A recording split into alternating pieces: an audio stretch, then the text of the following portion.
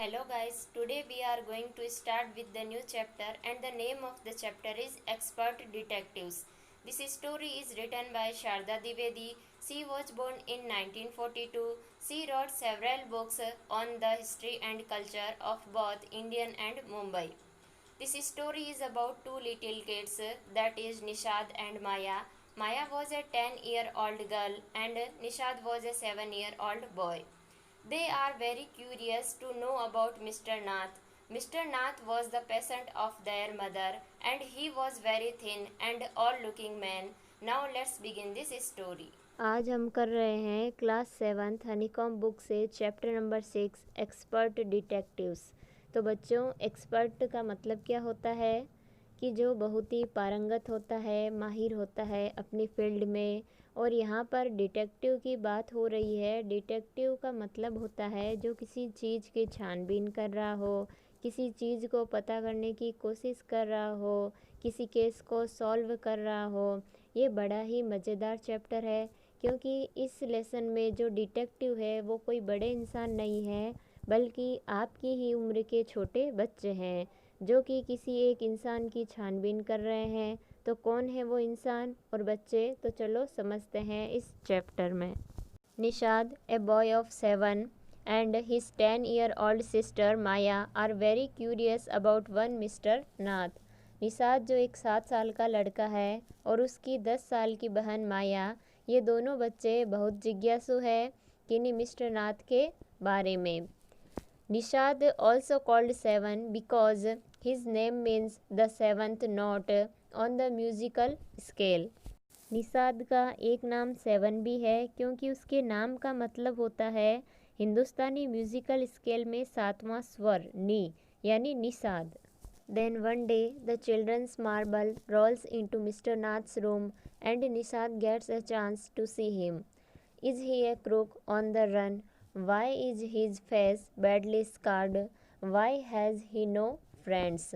एक दिन बच्चों का जो मार्बल है यानी कंचे होते हैं वो लुढ़कते हुए मिस्टर नाथ के कमरे में चले जाते हैं और निषाद को मिस्टर नाथ को देखने का मौका मिल जाता है। क्या वो भागा हुआ अपराधी है? क्या वो पुलिस से भागा हुआ कोई बदमाश है? उसका फेस इतना ज़्यादा जला हुआ कैसे है? उसके चेहरे पर इतने निशान क्यों हैं? उसके कोई मित्र क्यों नहीं हैं? Nishad's mother, a doctor, knows mister Nath as a patient who is very polite. Nishad की माँ एक डॉक्टर है जो मिस्टर नाथ को एक पेशेंट के तौर पर, एक मरीज के तौर पर जानती है, जो कि स्वभाव से बहुत ही पोलाइट है, बहुत ही विनम्र है। क्रूक यानी होता है बेईमान व्यक्ति या अपराधी। As we walked back towards the clinic, 7 said he doesn't look anything like a monster, Maya. जब हम क्लिनिक की तरफ वापस चल रहे थे तब 7 ने कहा, माया वो एक राक्षस की तरह बिल्कुल नहीं दिखता। But did you see how thin he is? Maybe he is very poor and can't afford to eat. पर तुमने देखा कि वो कितना दुबला है। हो सकता है वो बहुत गरीब हो और उसके पास खाने के लिए पैसे ही ना हो। मॉन्स्टर यानी राक्षस, अफोर्ड यानी आर्थिक रूप से पहुँच के बाहर। He can't be poor if he is A crook on the run. I told him he is probably got millions of rupees stashed away somewhere in that room. वह गरीब नहीं हो सकता। यदि वह बेईमान है तो मैंने उससे कहा उसने उस कमरे में लाखों करोड़ों रुपए गुप्त रूप से छिपा कर रख रखे हैं। प्रोबेबली यानी होता है संभवतः, लगभग। स्टेज्ड अवे यानी होता है सुरक्षित और गुप्त रूप से छिपा कर रखना। Do you really think he is a criminal, Maya? He doesn't look like one. Nishad looked doubtful. Maya, क्या तुम्हें सच में लगता है कि वो एक अपराधी है? वो अपराधी की तरह तो मुझे बिल्कुल नहीं लगता। निषाद को इस बात पर अभी भरोसा नहीं था। क्रिमिनल यानी होता है अपराधी।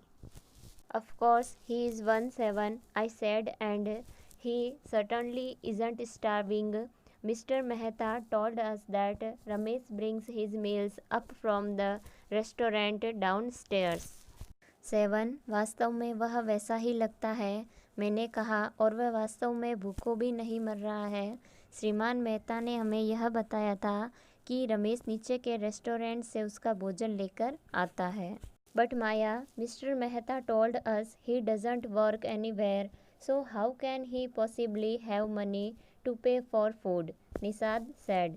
निषाद ने कहा, लेकिन माया, मिस्टर मेहता ने तो हमें बताया कि वो कहीं काम भी नहीं करता, तो फिर उसके पास खाने का पैसा देने के लिए कैसे हो सकता है? Exactly, I exclaimed, he must have lots of money hidden somewhere, may be in that trunk in his room, it's probably full of silver and gold and jewels and. बिल्कुल, मैंने आश्चर्य से कहा, उसके पास कहीं पर बहुत सारा धन छिपा हुआ है, शायद उसके उस बक्से में जो उसके कमरे में है। यह संभवतः सोने चांदी या हीरो से भरा हो। What rubbish, Nishad interrupted. क्या बेकार की बात कर रहे हो? निषाद ने कहा। I know I am right stupid, I told him. By the way seven, did you see his scars? I couldn't, it was too dark, but I bet he got them during a shoot out with the police or something. मैंने उससे कहा, मुझे पता है कि मैं सही हूँ। वैसे एक बात बताओ सेवन, क्या तुमने उसके चेहरे पर निशान देखे हैं? मैं तो नहीं देख पाई क्योंकि तब बहुत अंधेरा था, लेकिन मैं शर्त लगा सकती हूँ कि ये निशान उसको पुलिस के साथ गोलीबारी के दौरान ही लगे हैं। रबिश यानी बेकार की चीज़ें, इंटरप्ट यानी हस्तक्षेप करना, और स्टूपिड यानी मूर्ख, स्कार यानी दाग या त्वचा पर चोट का निशान। Mummy told us quite clearly they were burn scars, Nishad said firmly. Mummy ने हमें एकदम स्पष्टतः कहा कि वे जलने के निशान थे, निषाद ने दृढ़ता से कहा। Perhaps the police had to set his house on fire to force him out, I suggested. Seven looked unsure. संभवतः उसको घर से ज़बरदस्ती निकालने के लिए पुलिस ने उसके घर के आग लगाई हो, मैंने सुझाव दिया। सेवन अविश्वसनीय लग रहा था। On the Monday following mamma's birthday, Seven went alone with her to the clinic at Girgaon, as I was spending the evening with a school friend. मम्मा के बर्थडे के बाद मंडे को सेवन अकेले उनके साथ गिरगांव में क्लिनिक पर गया, क्योंकि मैं वो इवनिंग अपनी एक स्कूल फ्रेंड के साथ स्पेंड कर रही थी। When they returned, Nishad told me he had been to see Mr. Nath and I felt most annoyed that I hadn't been there. जब वो लौट कर आए तो निषाद ने मुझे बताया कि वो मिस्टर नाथ से मिलने गया था, और मुझे इस बात पर बड़ी नाराज़गी हुई कि मैं वहाँ क्यों नहीं थी। अनोई यानी होता है परेशान करना या गुस्सा करना। Seven had been quite upset about mister Nath's gaunt appearance and was sure that he was starving. Seven श्रीमान नाथ के बाहरी पतले दुबले स्वरूप से काफ़ी व्यथित था, और उसे इस बात पर यकीन था कि वह भूखों मर रहा था। He told me that he had knocked loudly on Mr. Nath's door that evening and said, "Open the door quickly, Mr. Nath." उसने मुझे बताया कि उस शाम उसने श्रीमान नाथ के दरवाजे पर जोर से दस्तक दी थी और कहा, श्रीमान नाथ, जल्दी से दरवाज़ा खोलिए। The man had opened it and asked him, "Lost another marble?" उस व्यक्ति ने दरवाज़ा खोला और पूछा, दूसरा कंचा खो दिया? गॉन्ट यानी होता है भूख या फिर रोग आदि के कारण बहुत दुबला। अपीयरेंस यानी रूप रंग। नॉक यानी खटखटाना। He had obviously recognized my brother. उसने स्पष्टतः मेरे भाई को पहचान लिया था। No, said Nishad, he had taken the man's hand in his own and thrust a bar of chocolate into it. नहीं, निषाद ने कहा, उसने उस आदमी का हाथ अपने हाथ में लिया और चॉकलेट की एक टिकिया झटके से पकड़ा दी। Did you get a chance to peek into the trunk, Seven? I asked. मैंने पूछा, सेवन, क्या तुमको उस बक्से में झांक कर देखने का कोई मौका मिला था? ऑब्वियसली यानी होता है स्पष्ट रूप से। रिकॉग्नाइज्ड यानी किसी को पहचानना। थ्रस्ट यानी किसी को अचानक या झटके से देना। बार यानी होती है टिकी या ठोस पदार्थ की छड़ और पीक यानी झांकना।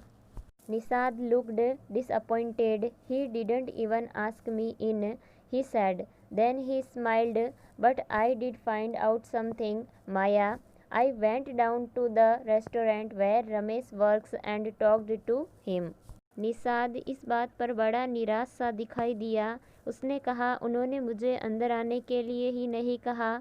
फिर निषाद मुस्कुराया, लेकिन माया, मैंने कुछ तो खोज लिया। मैं उस रेस्टोरेंट में गया नीचे जहाँ रमेश काम करता है और उससे बात की। Good for you mister detective, I said painting him on the back. I hope you questioned him properly. Detective यानी जासूस, पेट यानी थपथपाना, प्रॉपरली यानी सही तरीके से। श्रीमान जासूस, आपके लिए अच्छा है।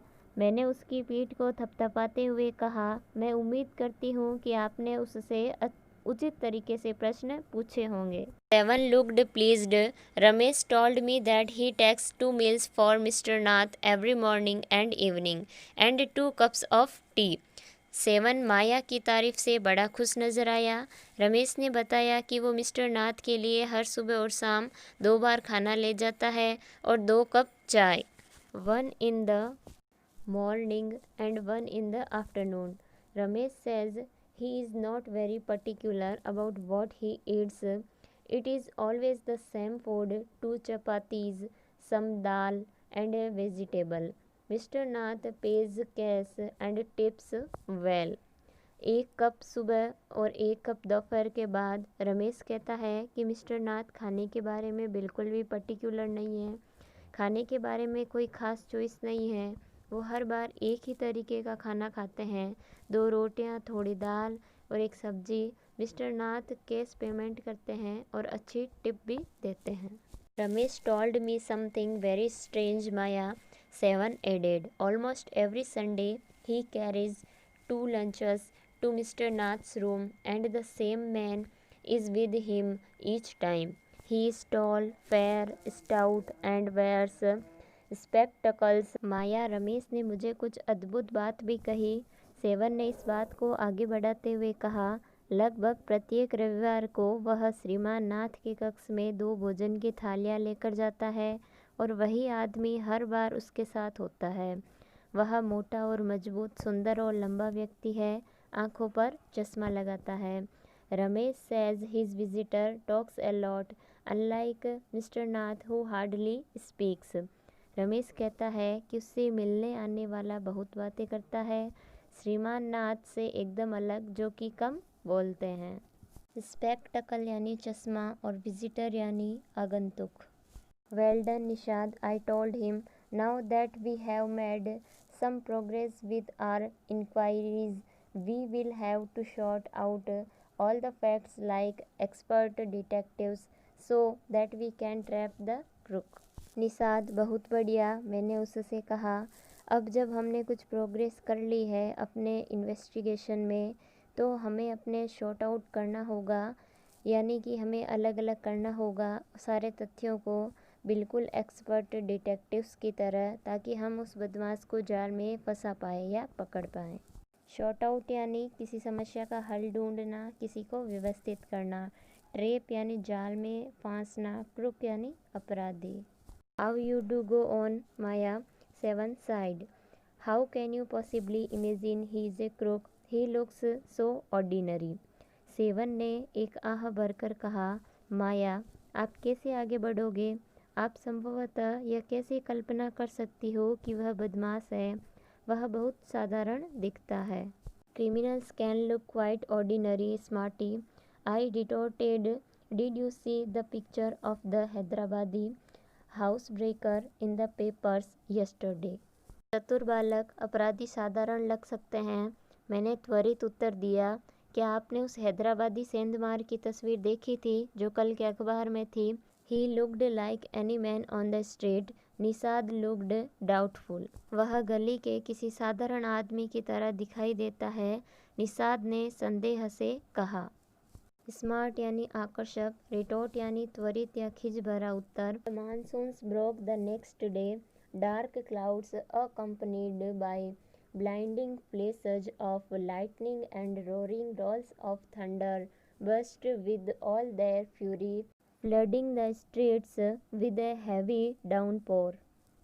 फ्लैश यानी कौंदना या चमकदार रोशनी करवाना, रोल यानी घुमावदार, थंडर यानी गर्जना, फ्यूरी यानी क्रोध, डाउनपोर यानी मूसलाधार वर्षा या एकाएक भारी वर्षा। अगले दिन मानसून आ गया था। काले बादल क्रोध करने वाली बिजली की चमक के साथ अपनी गर्जना के साथ पूर्ण क्रोध में भरकर लुढ़क कर आ रहे थे। पूरी गली तेज बारिश के पानी से भर गई।